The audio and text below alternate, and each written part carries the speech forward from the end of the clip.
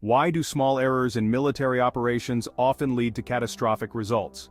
In a region bordering Ukraine, a seemingly ordinary night turned tragic when a sergeant accidentally detonated a hand grenade. The incident occurred in a dormitory, which was doubling as a community center and ammunition storage. The explosion claimed the lives of 3 soldiers and injured 16 others.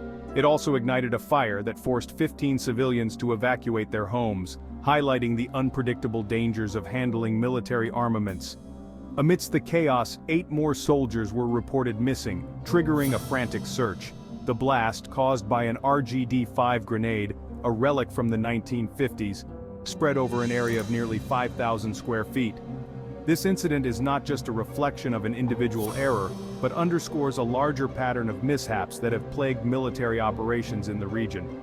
From unpreparedness to underestimation, these mistakes have not only prolonged conflicts but also exposed critical vulnerabilities.